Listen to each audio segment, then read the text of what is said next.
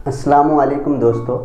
किसी शायर ने क्या खूब कहा है कि जिस तबाही से लोग बचते थे वो शरेआम हो रही है अब। सबसे पहले तो मैं आज आपको 31 मई एज एंटी तंबाकू डे विश करना चाहूँगा और आज की इस वीडियो में हम इसी टॉपिक पर एनालिसिस करेंगे कि तंबाकू की हिस्ट्री क्या है, कैसे ये इंडिया में आया, तंबाकू के हार्मफुल इफ़ेक्ट क्या हैं, क्या क्या बीमारियां इससे हो सकती हैं और कितना डेंजरस है जो लोग लेते हैं या फिर वो लोग जो लेते तो नहीं हैं लेकिन लेने वाले पर्सन के कांटेक्ट में रहते हैं। इसके साथ अगर ये प्रोडक्ट इतना डेंजरस है तो गवर्नमेंट कोई स्ट्रांग एक्शन या फिर इसे परमानेंट बैन क्यों नहीं करती। उम्मीद करता हूँ आप वीडियो में एंड तक ज़रूर बने रहेंगे। मैं बात करूं कि तंबाकू है क्या। तंबाकू एक ऐसा प्रोडक्ट है जो कि तंबाकू के लीव से बनाया जाता है। ये प्लांट निकोशिनिया का एक पार्ट है जो कि सोलानेसी फैमिली से बिलोंग करता है। दुनिया भर में तंबाकू की 70 डिफरेंट स्पीशीज़ हैं जिनमें से सबसे चीफ कमर्शियल एंड तंबाकू को माना जाता है। अब अगर मैं बात करूं कि तंबाकू किस तरह हिंदुस्तान में पहुंचा तो कहा जाता है कि तंबाकू 16 सदी के शुरुआत में पुर्तगाल से हिंदुस्तान में लाया गया। इसको बीड़ी, सिगरेट या फिर च्यूइंग तंबाकू के रूप में इंडिया में लाया गया। हिंदुस्तान में तंबाकू ने न सिर्फ मेल्स को बल्कि फीमेल्स को भी अपनी चपेट में ले लिया और इसी तरह पूरे हिंदुस्तान में फैलता गया। एक डेटा के मुताबिक हिंदुस्तान दुनिया का तीसरा ऐसा मुल्क है जिसमें सबसे ज़्यादा तंबाकू उगाया जाता है, यानी इसकी प्रोडक्शन होती है। कहा जाता है कि हिंदुस्तान में सिर्फ हिंदुस्तान में 200 मिलियन तंबाकू के यूज़र्स हैं जिनमें से 17 million under the age of 25 हैं। तो आप अंदाज़ा लगा सकते हैं कि कितनी बड़ी मात्रा में तंबाकू का सेवन इंडिया में किया जाता है। अब सवाल ये उठता है कि हम इसके बारे में इतना डेंजरस है ये जानने के बावजूद भी इसका इतना ज़्यादा यूज़ क्यों करते हैं। आपने देखा होगा, आपके बहुत से दोस्त ऐसे होंगे जो तंबाकू का यूज़ करते हैं और जब कभी आप उनकी महफिल में बैठे होते हो तो वो आपको कहते हैं यार एक बार ट्राई तो करके दे, और इसी ट्राई के चक्कर में जब एक बार इसका यूज़ कर लेते हैं तो इसमें मौजूद निकोटीन हमें अपना आदी बना देता है, यानी एडिक्शन हमें इसकी हो जाती है। या फिर जब बहुत से दोस्त यूनाइट होते हैं तो एज अ चिल इसको यूज़ करते हैं, या फिर कंपटीशन बीच में स्टार्ट होता है, यार मैं रिंग्स बनाता हूँ धुएं की, क्या तू बना सकता है। यानी हमारे बीच में एक कंपटीशन स्टार्ट हो जाता है और ये हम टाइम पास के लिए जब यूज़ करते हैं तो बाद में हमें पता भी नहीं चलता और हम इसके आदी हो जाते हैं। ना सिर्फ लड़के बल्कि लड़कियां भी इसका इस्तेमाल बहुत ज़्यादा करती हैं। तंबाकू हम इस वजह से भी ले सकते हैं, कोई बड़ा स्ट्रेस में हो, डिप्रेशन में हो या टेंशन हो, या कई बार ऐसा होता है स्टूडेंट्स को जब मार्क्स कम आते हैं तो वो स्मोकिंग करना स्टार्ट कर देते हैं। बॉलीवुड, आपने देखा होगा बहुत सी मूवीज़ ऐसी आती हैं, फॉर एग्जांपल आशिकी 2, जिसमें अल्कोहल, तंबाकू, सिगरेट, इन सब चीज़ों का बहुत ज़्यादा यूज़ किया गया है। आजकल के नौजवान या फिर यूथ इस चीज़ को जब देखती है तो उन्हें ये बहुत कूल सा लगता है और वो लोग इसे लेना स्टार्ट कर देते हैं और बाद में पता भी नहीं चलता और इसके एडिक्शन हमें हो जाती है। क्या च्यूइंग तंबाकू यानी जो हम माउथ में रखते हैं वो बेटर है एज अ स्मोकिंग तंबाकू से? तो आप देखिए, जब हम स्मोक करते हैं तो उसका धुआं डायरेक्ट हमारे लंग्स में जाता है जिससे हमें लंग्स कैंसर होने के बहुत ज़्यादा चांसेस होते हैं। लेकिन हम ये भी नहीं कह सकते कि जो च्यूइंग तंबाकू है वो उससे कम नुकसानदेह है। जब हम माउथ में तंबाकू रखते हैं काफ़ी देर तक रहता है, उसमें निकोटीन हमारी बॉडी में चला जाता है, जिसकी वजह से हम एक तो उसके एडिक्ट हो जाते हैं, दूसरे उससे माउथ कैंसर होने के बहुत ज़्यादा रिस्क होते हैं। एक पेपर पब्लिश हुआ था 2016 में। ये पेपर था journal applied and metrology environment का।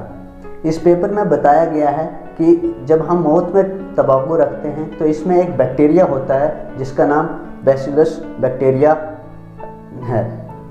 जब तंबाकू हमारे माउथ में रहता है तो ये बैक्टीरिया हमारे माउथ को बहुत ज़्यादा इन्फेक्ट करता है, जिसका अनफॉर्चुनेट रिजल्ट लास्ट पे कैंसर है। यानी हम बिल्कुल नहीं कह सकते कि स्मोकिंग बेटर है एज़ कम्पेयर टू चीविंग तंबाकू, या फिर चीविंग तंबाकू बेटर है एज़ कम्पेयर टू स्मोकिंग तंबाकू। तो किसी भी तरह में तंबाकू का यूज़ करना हमारी सेहत के लिए बहुत ही हानिकारक साबित हो सकता है। तंबाकू से जो सिगरेट बनती है, तो सिगरेट हमारी लाइफ पर कैसे इफ़ेक्ट करती है।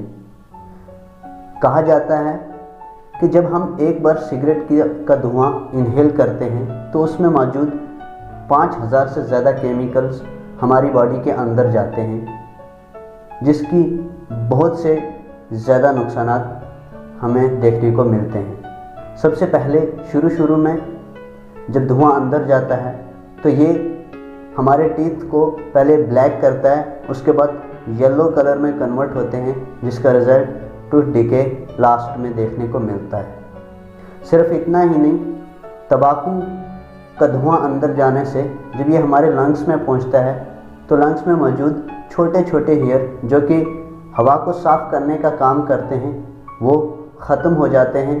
यही कारण है कि जो लोग तंबाकू का इस्तेमाल करते हैं उन्हें ब्रीदिंग सांस की बीमारी बहुत ज़्यादा देखने को मिलती है। तंबाकू के धुएं में मौजूद निकोटीन जब हमारी ब्लड वेसल में जाता है तो ब्लड वेसल को कंस्ट्रक्ट कर देता है, जिसकी वजह से ब्लड का फ्लो अच्छे से नहीं होता और जिसका रिज़ल्ट हमें हार्ट अटैक जैसी बीमारियों को देखने को मिलता है। इसके साथ इसमें मौजूद इस धुएं के कारण हमारे नोज़ की नर्व एंडिंग जो है वो ब्लॉक हो जाती है और जिसकी वजह से हमें लॉस ऑफ स्मेल जैसी बीमारियों का सामना करना पड़ता है। अगर मैं बात करूं कि तंबाकू के हमारी सेहत पर क्या हार्मफुल इफ़ेक्ट हैं, तो ये सब आप, मुझे उम्मीद है, पहले से जानते होंगे, लेकिन फिर भी मैं बता दूं कि हर आदमी पर तंबाकू का या सिगरेट का अलग अलग इफ़ेक्ट देखने को मिलता है। डिपेंड करता है कि उसका इम्यून सिस्टम कैसा है, किस क्वांटिटी में, कितनी क्वांटिटी में वो तंबाकू का यूज़ करता है और किस तरह यूज़ करता है। एक अनुमान के मुताबिक दुनिया भर में 60 लाख लोग हर साल तंबाकू की वजह से मारे जाते हैं, और अगर इसी तरह तंबाकू का यूज़ होता रहा तो सन 2030 तक ये आंकड़ा 1 करोड़ तक हो जाएगा। यानी 1 करोड़ लोग हर साल तंबाकू से अपनी जान खो बैठेंगे। तो सबसे पहला इफ़ेक्ट जो हमें इसका हमारी हेल्थ पर दिखता है वो ये है कि मुंह और दांतों का ख़राब होना।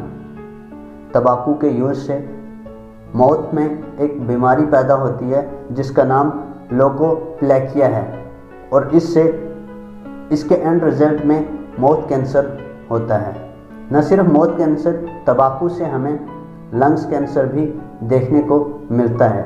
इससे हार्ट अटैक जैसी ख़तरनाक बीमारियों का सामना भी करना पड़ता है। एक रिसर्च में बताया गया है कि जो लोग तंबाकू यूज़ करते हैं उनमें हार्ट अटैक की बीमारी आने के 5% चांसेस बढ़ जाते हैं as compare to others people. अगर ये तंबाकू इतना डेंजरस, इतना हार्मफुल है हमारी सेहत के लिए, तो फिर सरकार कोई ऐसा लॉ क्यों नहीं बनाती जिससे तंबाकू को परमानेंट बैन किया जाए इंडिया में। आप जानते हैं, मैंने आपको पहले भी बताया कि इंडिया दुनिया का तीसरा मुल्क है जो सबसे ज़्यादा प्रोडक्शन करता है तंबाकू की। तो अगर अचानक से तंबाकू को बैन किया जाए तो 60 लाख किसानों के साथ 5 से 6 करोड़ लोगों को बेरोज़गार होना पड़ेगा। इसके साथ साथ अगर तंबाकू को गवर्नमेंट परमानेंट बैन कर दे तो सरकार को इसका अरबों खरबों का नुकसान आ सकता है। और ये तंबाकू के बैन होने के बाद ब्लैक मार्केट वाले इसको बेचना शुरू करेंगे और जिसका पूरा पैसा ब्लैक मार्केट के पास जाएगा और सरकार को इसका कोई भी टैक्स नहीं मिलेगा। सबसे ज़रूरी पॉइंट इस वीडियो का कि इस तंबाकू से हम कैसे निजात दिलाएं। तो तंबाकू को क्विट करने के लिए हमें कुछ चैलेंजेस, कुछ गोल सेट करने होंगे जिसकी मदद से हम तंबाकू को जैसी एडिक्शन को छोड़ सकते हैं। पहला स्टेप आता है कि सेट अ चैलेंज, कि आप एक चैलेंज बना लो कि अगर मैं दिन में 6 बार स्मोकिंग करता हूँ तो मुझे इससे हर दिन कम करना है, यानी थोड़ा थोड़ा करना है। और इस तरह से कब एक पहली बार आप दिन में 6 बार कर रहे थे, 2-3 दिन 5 बार करो, ऐसे फिर 4 बार 3 बार ट्राई करते रहो और आपको काफ़ी मदद मिलेगी इस एडिक्शन से छुटकारा पाने के लिए। इसके बाद अगर हम स्टेप नंबर 2 की तरफ जाएं तो वो है टेक स्पोर्ट। जब आपने तंबाकू शुरू किया था तो आपको बहुत सारे ऐसे दोस्त मिले थे जिन्होंने आपसे कहा था यार एक बार ट्राई तो करके दे, और उनकी वजह से आप इसमें एडिक्ट हो चुके थे। आज आपको इसको छोड़ते वक्त भी ऐसे दोस्तों की मदद लेनी है जो आपको आज ये कहें कि भाई तू ये तंबाकू यूज़ मत कर, ये तेरी सेहत के लिए ख़राब है। अब अपने दोस्त में, फैमिली में, रिश्तेदारों में, हर जगह ढिंडोरा पीट दें कि मुझे तंबाकू का यूज़ नहीं करना है, आज के बाद मैं सिगरेट नहीं पीऊँगा। और जब ये आप करते हैं तो आप सचमुच नहीं कर पाएंगे, क्योंकि जब आप किसी के सामने करेंगे तो वो आपको ज़रूर टोकेगा कि आप तो कह रहे थे कि मैं छोड़ दूँगा, तो फिर यूज़ क्यों कर रहे हैं। तो इससे भी आपको हेल्प मिलेगी इस एडिक्शन से बाहर निकलने का। अगला स्टेप है कि सेट अ टारगेट। अपना एक टारगेट रखो कि फ़लानी डेट को मैं तंबाकू को छोड़ दूँगा, और वो डेट इतनी नज़दीक भी ना रखना कि आप उसके लिए प्रिपेयर ना रहो, और इतनी दूर भी नहीं कि आप बस टाइम पास ही करते जाओ। इसके बाद अगला स्टेप है कि ऐसे इन्वायरमेंट में रहो, एक बेटर इन्वायरमेंट में, जो इन चीज़ों का यूज़ नहीं करते हैं। उन लोगों के साथ उठना बैठना करो, उन दोस्तों के साथ रहो जो दोस्त स्मोकिंग नहीं करते हैं या इसके हमेशा ख़िलाफ़ रहते हैं। तो जब आप उनके साथ रहोगे, अगर आप सिगरेट जलाते भी हो तो वो आपको ज़रूर रोकेंगे, जिससे आपको काफ़ी ज़्यादा हेल्प मिल सकती है इस एडिक्शन से छुटकारा पाने के लिए। तो ये कुछ स्टेप थे जिन्हें आप फॉलो करके इस ख़तरनाक एडिक्शन से बाहर आ सकते हो। मैं उम्मीद करता हूँ कि मेरी इस वीडियो से आपको कुछ ना कुछ बेनिफिट ज़रूर हुआ होगा, और अगर आपको लगता है कि ये वीडियो इन्फॉर्मेटिव है तो इसे अपनी फ्रेंड्स, अपने रिश्तेदार और अपनी फैमिली मेम्बर्स के साथ शेयर करें, ताकि वो लोग भी इस ख़तरनाक चीज़ के बारे में जानकारी हासिल कर सकें और हो सकता है इस पर अमल भी करें। मेरा एक पोइट्री पेज है दीवारे हयात के नाम से इंस्टाग्राम पर, उस पर भी मुझे सपोर्ट करें। तो मिलते हैं अगली वीडियो में, तब तक के लिए खुदा हाफिज़।